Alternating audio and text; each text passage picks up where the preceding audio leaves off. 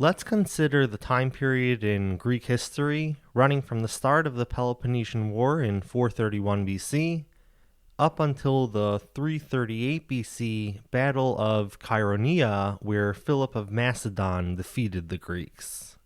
Already before 431 BC, a couple of important developments occurred, bringing Athens and Sparta closer to war. Namely, Corinth, a Spartan ally and home to a powerful fleet, started feeling the heat. In 433 BC, Athens had allied with Corcyra, a Corinth-founded colony located to the northwest and that had a powerful navy. The Epidamnians, who were fighting Corcyra, got Corinth as their allies. Both sides claimed victory after the Battle of Sybota, and soon after, Athens in 432 BC ordered one of their subject states, also a Corinth-founded colony, Potidaia, to tear down its walls. When Potidaia refused, Athens set siege. In 432 as well, in an attempt to strong-arm Megara into joining the Athenian Empire, Athens levied economic sanctions on Megara, barring them from Athenian ports and markets. Sparta approached Athens and demanded Athens renege on a number of policies, including the sanctions on Megara and the ongoing siege of Potidaia. If Athens refused, they'd face war. Athens did refuse, and Sparta marched on Athens, beginning the Peloponnesian War. Early on, Sparta would make the trek over to Athens each year, but unable to get through the walls protecting both Athens and Athens port, the Spartans were relegated to wreaking havoc on the countryside. The people of the countryside came into the walled city and looked on in horror as Sparta destroyed their properties. The Spartans wouldn't stay for long, at most 40 days, before returning home and then coming back to Attica the following year. These invasions brought many refugees into Athens, but thanks to their protected port, there was no question for the time being that Athens could import sufficient grain despite any damages to their countryside production. Their port was walled in by two walls, which stretched from the port to the walled city. An upside of the year 430 BC for Athens came in the successful realization of the siege of Potidaia, culminating in the city's capture. But Athens got hit hard in 430 BC as well when plague struck. One of the plague's many victims was the great politician and general, Pericles, who died in 429 BC. A younger generation of leaders would assert themselves more strongly now. Early on in the now successfully realized Potidaian campaign, Phormio was the man in charge of the Athenian efforts. In 429 BC, he's given a fleet to travel to the Corinthian coast, where he based himself out of Naupactus and blockaded the Corinthians. He defeated the Peloponnesians in both the Battle of Rhium and then soon after in the Battle of Naupactus. Beyond the external war against the Spartan-led coalition, the Athenian Empire itself rumbled some. An alliance on Lesbos, led by Mytilene, rebels against Athenian rule in 428 BC, but in 427 BC the rebellion had been put down. By 427 BC, Corcyra, whose 433 BC allyship with Athens, you'll recall, frustrated the Corinthians, now divided into civil war over their allegiance. Should they side with Athens, or should they side with Sparta? Athens helped out the pro-Athenian side with their navy, and the pro-Athenian Democrats won the day. A possible turning point in the war came in 425 BC, after Cleon of Athens captured hundreds of Spartan and Peloponnesian alliance troops in battle on the island of Sphacteria. Sparta offers Athens a peace, Athens refuses, war continues.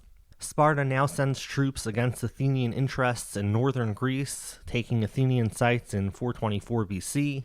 An important site that defected to Sparta at this time is Amphipolis, control of which would rise again as an area of contention early on in the days of Athens facing up against Philip of Macedon. With the Spartans under Brasidas controlling some Athenian claims in the north, Cleon of Athens heads out to oust them. The Spartans win the day, and Cleon dies in battle in 422 BC.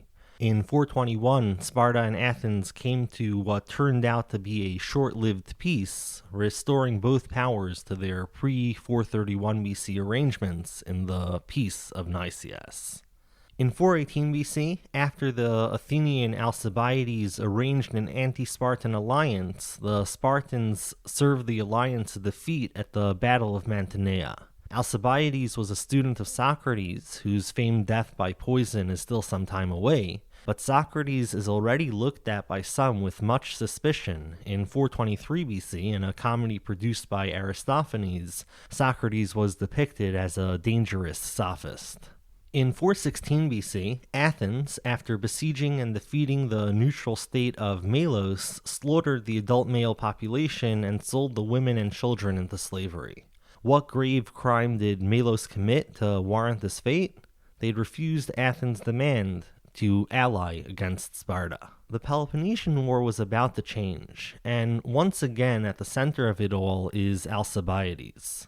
First, he advises in favor of an attack on Sicily. Before the navy could head out, Alcibiades is accused of blasphemous activities. After failing to get an early trial, he decides to set out with the fleet anyway in 415 BC, only to soon receive word that he's to return to Athens for his day in court. Calling him back might not have been the best move on the part of those who wanted to hurt Alcibiades, because instead of returning to Athens, Alcibiades now defected to Sparta. The effects of Alcibiades were quickly seen. In 413 BC, Sparta set up a permanent encampment at Thessalia, near Athens, on his advice. Now the countryside folks are far more thoroughly cut off from their property and fields than prior, and Athenian wealth got hit hard as well, as the Spartan presence, as well as the fact that many Athenian slaves flocked to the Spartans, greatly encumbered the Athenian ability to extract silver from their mines. Athens' silver coins became silver-coated bronze coins. In the Sicilian expedition, meanwhile, Athens saw both successes and failures, but in 413 BC, in the Syracusan harbor, the Athenian fleet was smashed by Sparta. Persia, who'd prove eager to aid whoever would fight against the Greek power that seemed more threatening at the given moment, soon began financially supporting the Spartan effort, agreeing to the Treaty of Miletus in 412 BC. Alcibiades, for his part, in 412 BC, successfully egged on Ionian rebellions against Athens. 411 BC had Athens abrogating their democracy for what came to be the Constitution of the 5000, and the great turncoat Alcibiades was invited back to Athens. Alcibiades took the offer up and returned to serve the city of his birth. Alcibiades was one of the naval commanders in the Athenian win over Sparta in the Battle of Cyzicus in 410 BC. After this battle, Sparta made another offer of peace to Athens, but Athens once again refused. In 406 BC, the Athenians lost the naval battle against Sparta at the Battle of Nautium. Alcibiades' role in the affair left him disfavored in Athens, and he went into exile. But 406 BC saw the Athenians win in the Battle of Arginusae, but after a storm prevented post-battle rescue efforts and many Athenians died, the Athenians were outraged. The Athenians recklessly voted that the commanders of this battle be put to death, only further weakening Athenian power. Another offer for peace came from Sparta after the battle, but Athens once again rejected this path. In the 405 BC Battle of Aegospotami, Athens' navy was very badly beaten, effectively ending the war. Athens itself is now boxed in, with very few ships left and a hostile garrison constantly on watch nearby. Athens began to feel it. Starvation set in, and Athens surrendered in 404 BC.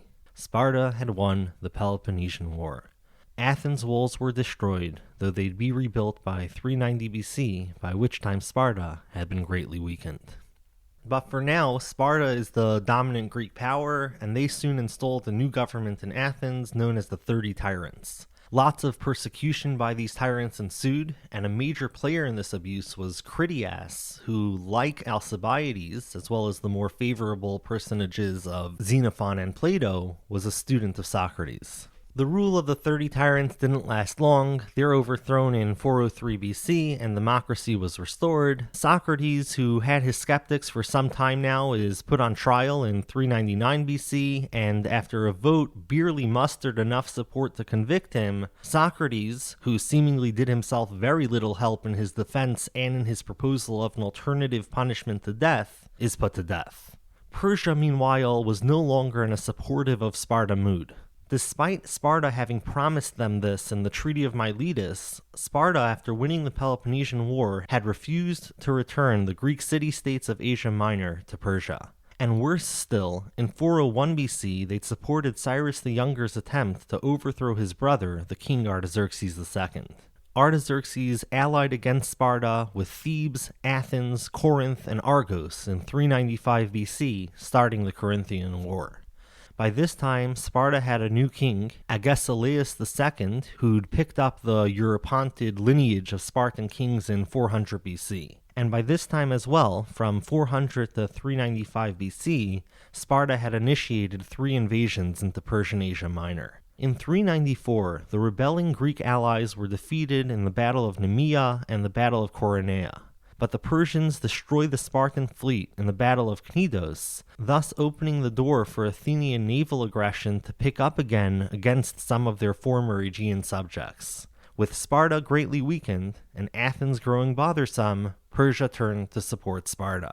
The Corinthian War came to an end in 386 BC when the overseen by Artaxerxes Peace of Antalcidas was agreed to. Persia came out of this favorably, with the Greek states of Asia Minor coming under their control. Sparta retained most of its control besides, though Athens regained its independence. Student of Socrates, Plato, famed for his theory of forms, founded his philosophical school, the Academy, in Athens around 387 BC. Some 20 years later, around 367 BC, a 17-year-old Aristotle, who'd been born up north in Stagira, joined Plato's Academy.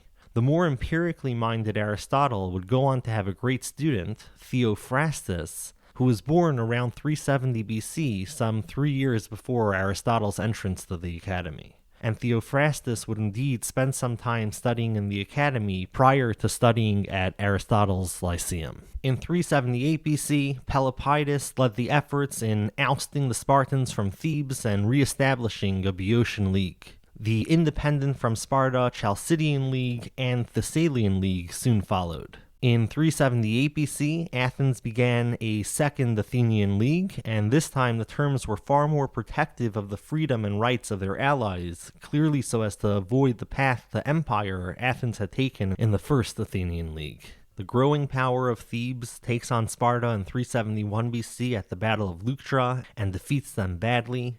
The Peloponnese is subsequently invaded by Thebes in 370, and the Messenian Helots are freed. Sparta found itself boxed into the southeastern Peloponnese, with Argos to their north and the Arcadian League's Megalopolis and Messene to their northwest and west, respectively. At the Battle of Mantinea of 362 BC, the great Theban general, Epaminondas, dies, weakening Thebes, and Sparta was left weaker from this battle as well. No conventional Greek power would rise to dominate. Instead, it would be a Macedonian with non-definitive claims to Greek lineage, Philip, who would rule next. Philip assumed the throne of Macedon in 359 BC. The Third Sacred War picked up after the Phocians took control of Delphi and its riches, and Thebes and Thessaly declared war on them. Philip of Macedon took this opportunity to insert himself into the mix, and after some success, Athens agrees to the Peace of Philocrates in 346 BC, which gave way for Philip, who'd already taken control of the Chalcidice and Thessaly, to reach farther south and re-nab Delphi. We'll explore Philip's story more closely in the next video, when we meet the Macedonians under Philip and then under Alexander. In 338 BC, Athens and Thebes were defeated by Philip at the Battle of Chaeronea. From one perspective, Greece had fallen. From another, her story was about to rise like never before. Philip pledged to see through the Pan-Hellenic dream of conquering Persia, only now the heart of classical Greek civilization stood as a mere component of the Macedonian king's expansive and growing empire.